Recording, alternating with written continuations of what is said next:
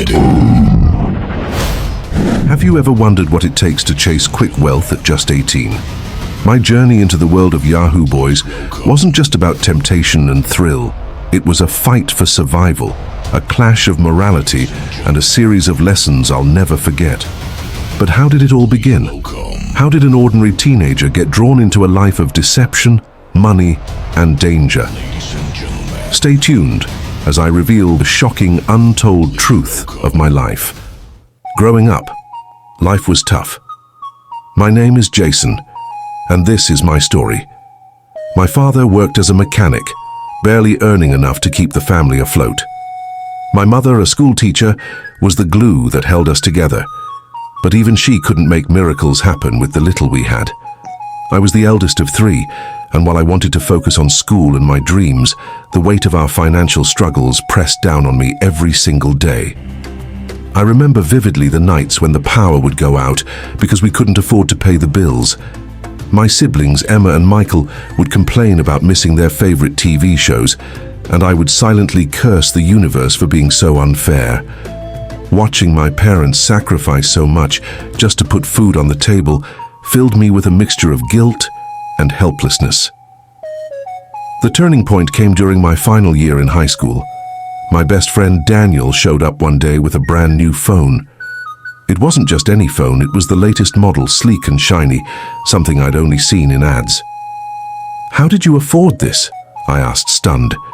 He grinned, leaning in as though he were about to reveal the secret of the universe. "Jason, there's money to be made online, serious money. You just need to be smart about it." I was skeptical but intrigued. "What are you talking about?" He chuckled. "Yahoo, bro. It's the way forward. You just need a laptop, a bit of charm and guts." "Yahoo?" I repeated, confused. "You mean internet scams?" Daniel shrugged. "Call it what you want, man, but it pays the bills. Look around you. No one's going to hand us a better life. You have to take it. Are you in?" I didn't say yes right away, but the seed had been planted. That night I couldn't sleep. Daniel's words replayed in my head, mixing with memories of my mom's tired face after another long day at work and my dad's worn hands from fixing cars. I was tired of struggling, tired of feeling like the world was stacked against us. The next day, I told Daniel I wanted in. He smiled knowingly, clapping me on the back. "Welcome to the club, my guy." It started small. Daniel lent me his old laptop, and we spent hours watching YouTube videos and reading forums about how to craft convincing stories to scam people online. The first time I sent an email pretending to be someone I wasn't, my hands trembled. But when the first $100 hit my account, all my doubts were drowned out by the rush of excitement. "I'm good at this," I told Daniel one evening, as we celebrated another successful hit. "Of course you are," he replied. "This is just the beginning." But the deeper I got, the more complicated things became. We moved from simple email scams to impersonating entire identities, weaving intricate lies that preyed on the emotions of strangers. There was one woman, a widow from Texas named Linda, who I convinced to send me $500. She thought she was helping me escape a war-torn country. I told myself it was just a game, but when I saw her tearful message thanking me for reaching out to her, something in me twisted. "Jason, you're overthinking this," Daniel said when I brought it up. "These people have more money than they know what to do with. You're just evening the score." I nodded, but his words didn't ease my guilt. Still, I couldn't stop.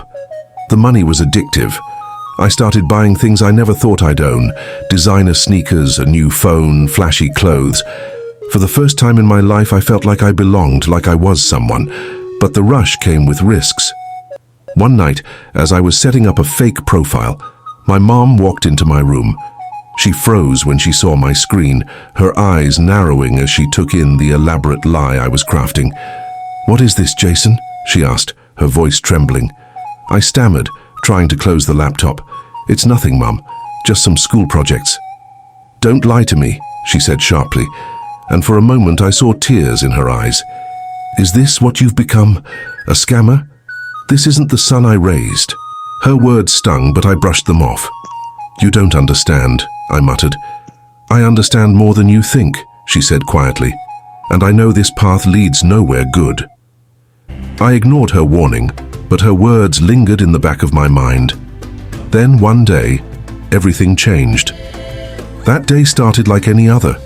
Daniel and I had just pulled off a major hit. A businessman from Europe had wired $2,000 after believing a sob story I had crafted about a sick child in need of surgery. Daniel and I celebrated at a local hangout, laughing and feeling invincible. But as I walked home that evening, a strange unease settled over me. I couldn't shake the image of my mother's disappointed face from the night she caught me. Her words echoed in my mind. This path leads nowhere good. When I got home, I saw her sitting at the kitchen table, staring at a pile of bills. Her shoulders were slumped, and her face looked more worn than usual. "Jason," she called softly, looking up as I entered. "Yes, Mom?" "I got a call from your school today." Her voice was calm, but I knew that tone. It was the calm before the storm. "They said you haven't been attending classes for weeks. What's going on?" I froze, my mind racing for an excuse. "I've just been busy," I mumbled, avoiding her gaze. "Busy with what?" she asked, her voice rising slightly. "Jason, don't lie to me. You've changed. You don't talk to us anymore. You're always locked in your room. What's going on with you?" "I'm trying to make things better for us," I snapped, my frustration boiling over. "I'm tired of watching you and Dad struggle while I just sit back and do nothing." She stared at me, her eyes filling with tears. "Better? Jason, do you think this scamming is making anything better? You're destroying yourself. You're destroying us." I didn't respond. I couldn't. Instead, I stormed off to my room, slamming the door behind me. That night, I lay awake, staring at the ceiling. My chest felt heavy, like I was carrying a weight I couldn't shake off. I tried to justify my actions. After all, the money I made was helping. I had given my mom some of it to pay the bills, though I told her it was from a side job. But deep down, I knew she was right. The next day, Daniel called me with what he called the opportunity of a lifetime. "There's this guy Mark," Daniel explained. "He's been in the game for years. He's got connections and knows how to pull in the real money. He's looking for 2 guys to join his crew." I told him about us, and he's interested. "Are you sure about this?" I asked, my stomach twisting. Daniel laughed. "Jason, this is our big break. With Mark, we'll be making tens of thousands in no time. Don't chicken out now." I hesitated, but the promise of more money was too tempting. "All right," I said finally. "Let's meet him." That weekend, Daniel and I met Mark at a fancy cafe downtown. He was nothing like I expected. Polished, confident, and dressed in a tailored suit that screamed wealth. He greeted us with a firm handshake and a disarming smile. "You must be Jason," he said, his voice smooth. "Daniel's told me a lot about you. He says you've got potential." "Thank you," I said, trying to hide my nerves. Mark leaned back in his chair, studying us. "Here's the deal," he said. "I'm not here to babysit. If you want to roll with me, you follow my rules. This isn't amateur hour. We're talking high stakes, big money, but big risks too. Are you in?" I glanced at Daniel, who nodded eagerly. Swallowing my doubts, I nodded too. "Good," Mark said, smiling. "Welcome to the big leagues." Over the next few weeks, Mark introduced us to a whole new level of scamming. He had us creating fake websites, setting up elaborate schemes, and even laundering money through unsuspecting accounts. The money rolled in faster than I could count, but so did the danger. One night, Mark called us into a meeting. "We've got a problem," he said, his tone serious. "One of our clients is suspicious. If we don't handle this carefully, it could blow up in our faces." "What do you mean by handle it?" I asked, my voice shaking. Mark's expression darkened. "We need to make sure he stays quiet permanently." My stomach dropped. "You mean?" Mark nodded. "It's him or us." I glanced at Daniel, whose face was pale. This was no longer a game. This was real, and it was terrifying. That night I couldn't sleep. The weight of everything was crushing me. The lies, the guilt, the fear. For the first time, I truly understood what my mom meant when she said this path would destroy me. As dawn broke, I made a decision. I didn't want to live like this anymore. But getting out wouldn't be easy, especially not with Mark involved. The morning light poured through my window as I sat on my bed, grappling with the decision that could change or end my life. Getting out wasn't as simple as walking away. I had seen firsthand what happened to those who crossed Mark. Rumors swirled about one guy who tried to leave the crew. He disappeared and no one dared to ask questions. But I couldn't stay. Not after last night. Not after hearing Mark talk so casually about silencing someone for good. I decided to meet Daniel first. He had been my closest friend through it all, but I wasn't sure where he stood now. We met at our usual spot, a quiet park on the outskirts of town. Daniel was already there, pacing nervously. "Mark's serious about this, Jason," he said before I could even greet him. "He wants us to handle it tonight." "I can't do this, Daniel," I said firmly. "I'm out." His eyes widened in panic. "Out? Jason, do you even know what you're saying? You don't just leave Mark. He won't let you." "I don't care," I said, my voice shaking. "I'm done, Daniel. This has gone too far. We're crossing lines we can't come back from." He ran a hand through his hair, looking conflicted. "I get it, man, I do, but what about me? If you leave, he'll come after both of us. He'll think I helped you." I looked at him, guilt twisting in my gut. "I'll figure something out. I just can't stay in this any longer." Daniel sighed heavily. "Be careful, Jason. If you're serious about leaving, you need to watch your back. Mark doesn't play games." That evening, I sat at the dinner table with my family. My mom looked at me with a mixture of suspicion and concern. She knew something was going on, but hadn't pushed me for answers since our last argument.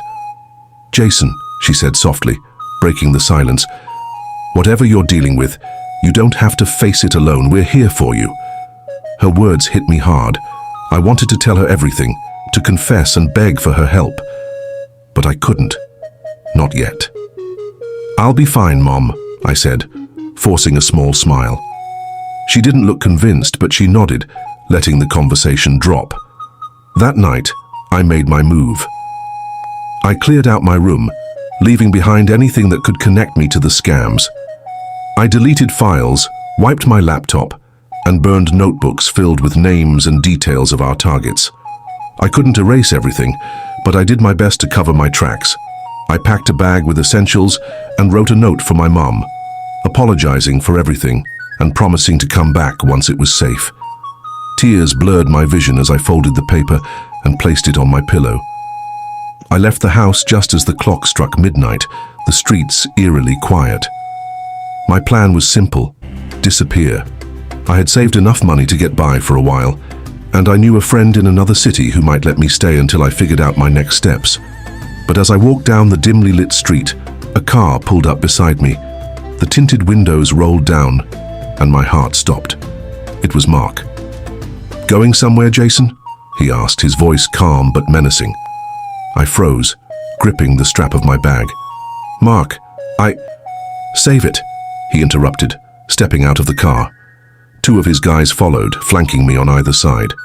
"Did you really think you could just walk away after everything we've done together?" I swallowed hard, my pulse racing. "I'm done, Mark. I can't do this anymore." He chuckled darkly. "Done? Jason, you don't get to decide when you're done. You're in this for life." "No," I said, my voice trembling but firm. "I'm out. Do whatever you have to do, but I'm not going back." Mark's smile disappeared, replaced by a cold, steely glare. "You've got guts, kid. I'll give you that. But guts won't save you." He gestured to his guys, and they grabbed me, forcing me into the car. They drove me to a remote warehouse on the edge of town. The air was thick with tension as Mark's men shoved me into a chair, tying my hands behind my back. Mark stood in front of me, his expression unreadable. "Let me make this clear, Jason," he said, his tone icy. "You're part of this crew. You don't leave unless I say so. You think you can walk away and start fresh? It doesn't work like that." I glared at him, fear bubbling into anger. "You can't force me to stay." Mark leaned in, his face inches from mine. "You're brave. I'll give you that. But bravery won't protect you from what comes next if you cross me." I knew I was trapped, but I refused to show him how scared I was. "What are you going to do, Mark?" I asked, my voice defiant. "Kill me? Go ahead. But I'm done living like this." He studied me for a long moment, then straightened, a faint smirk playing on his lips. "You've got fire, kid, I respect that. But respect doesn't mean mercy." He nodded to his men, and they blindfolded me. Darkness engulfed me as the blindfold covered my eyes. My heart pounded like a drum, each beat louder than the last. The muffled sounds of footsteps and whispers echoed around me, but I couldn't make out what was happening. My hands were tied tightly behind my back, and I struggled to calm my breathing. Was this how it was going to end? Was Mark going to make an example of me? I heard the metallic clink of what I assumed was a knife or some other weapon. The thought sent shivers down my spine, but I clenched my jaw and prepared myself for the worst. Then Mark spoke again. His voice was calm but laced with a sinister edge. "Jason, you think you're smarter than me? You think you can just walk away without consequences? I've dealt with boys like you before, you're nothing special." The blindfold was ripped off my face and I blinked rapidly, adjusting to the dim light. We were in what looked like an abandoned warehouse, the walls cracked and covered in graffiti. Mark stood before me, flanked by his goons. He held a knife in his hand, twirling it casually as if it were a toy. My throat went dry. "Here's the deal," he said, stepping closer. "You're either with us or against us. And if you're against us..." He let the sentence hang, running the blade along the armrest of the chair I was tied to. "I'm not with you anymore," I said, forcing myself to keep my voice steady. "Do whatever you want, Mark, but I'm done." He chuckled, shaking his head. "Brave words for someone in your position." Suddenly, Daniel stepped forward from the shadows.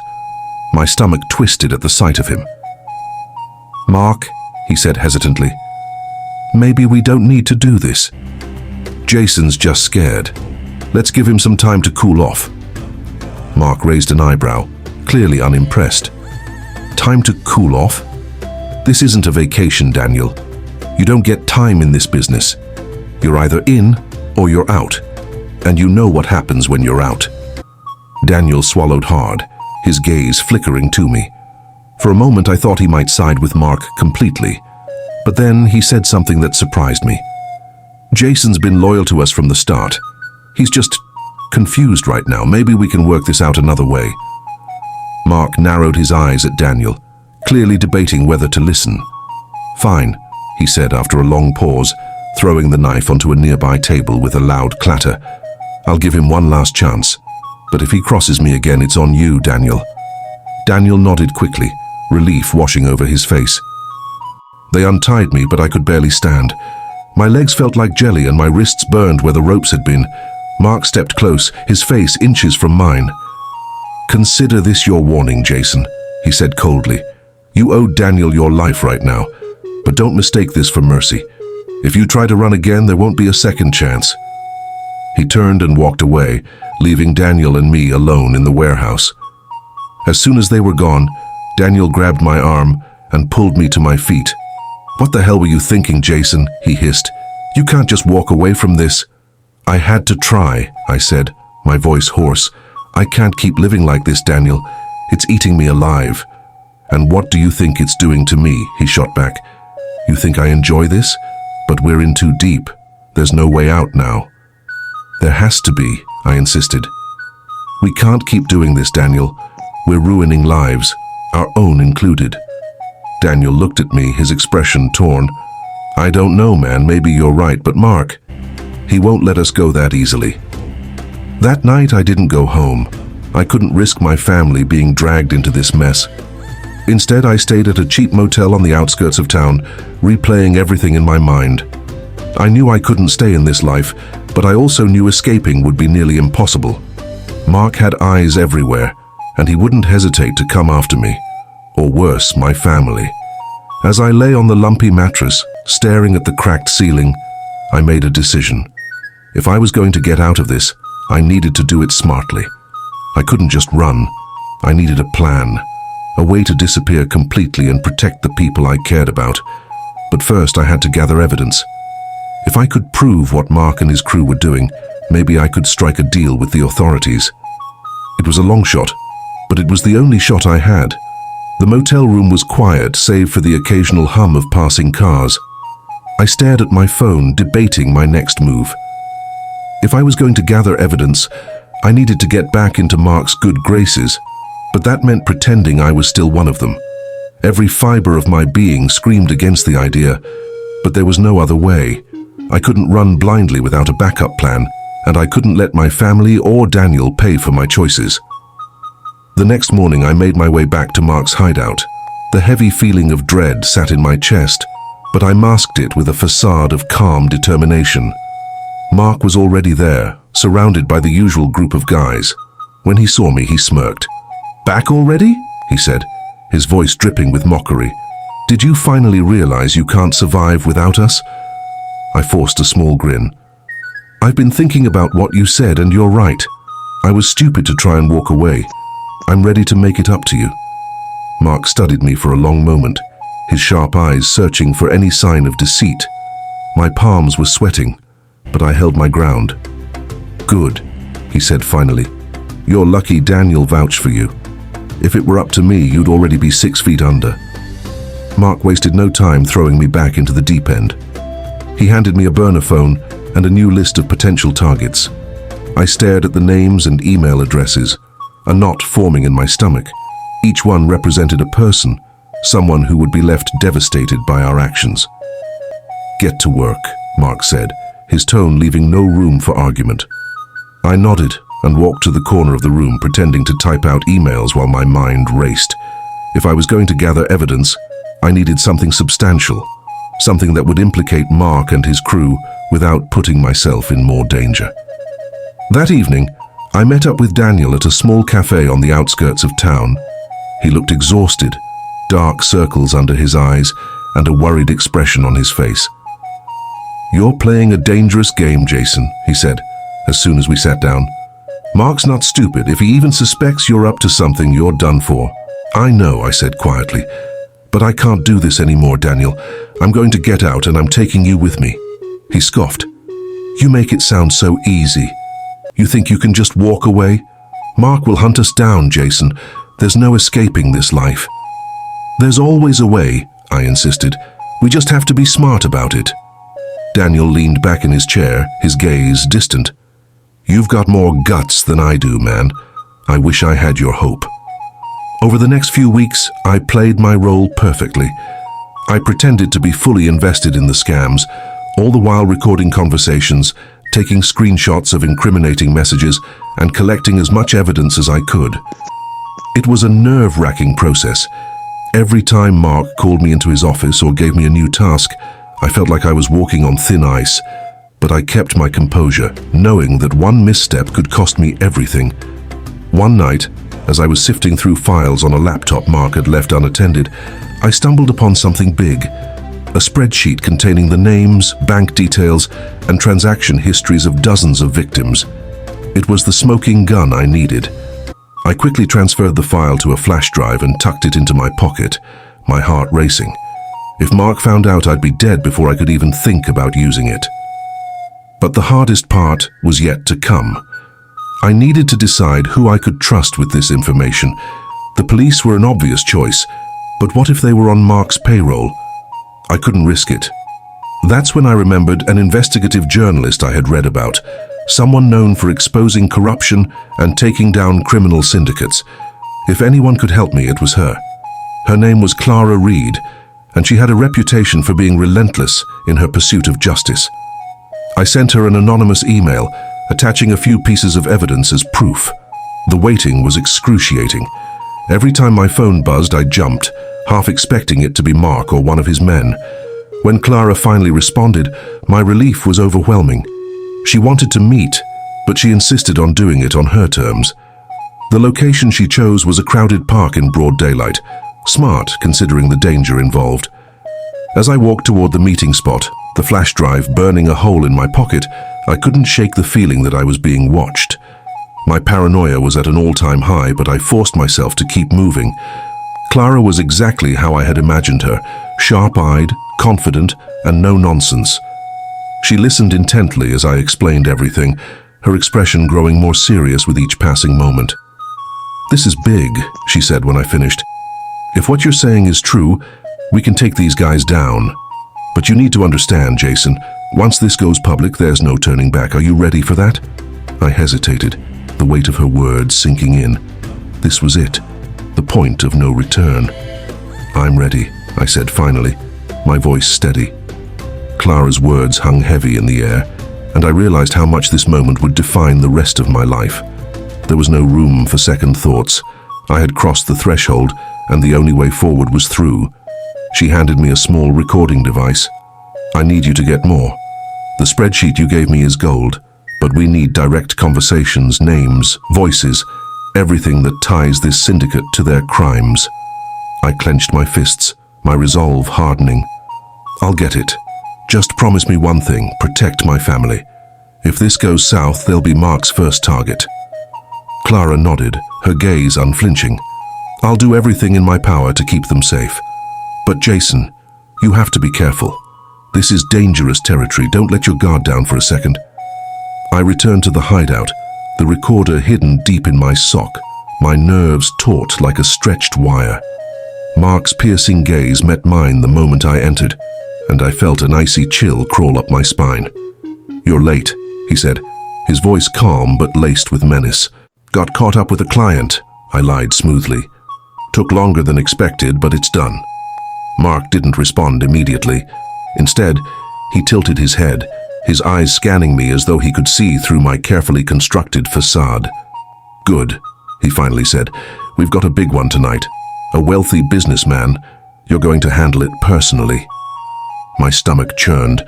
A solo operation meant no one to cover for me, no one to deflect suspicion if things went wrong. Sure, I said, forcing a grin. What's the plan?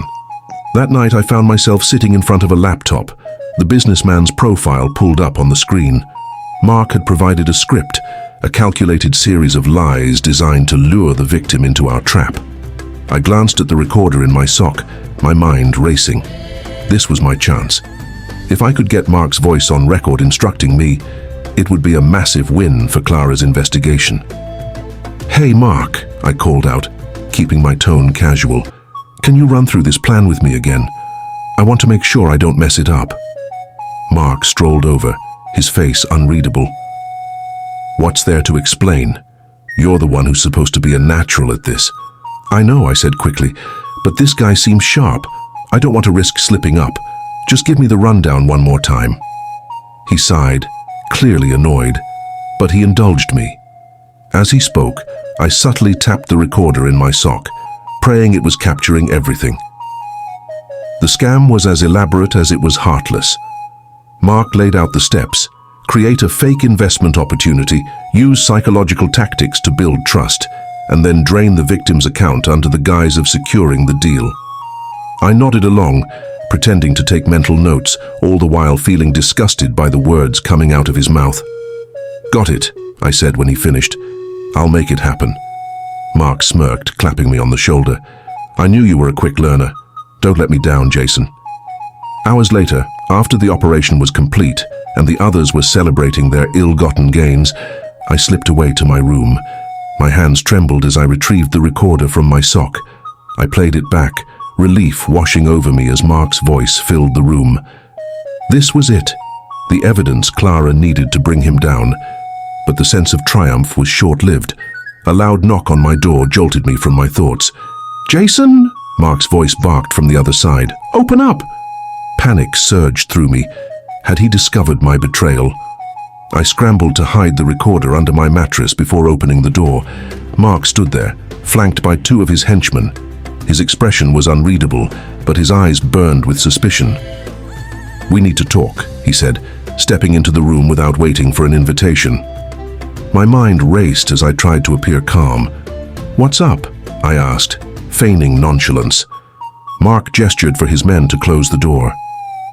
I've been thinking, he said slowly.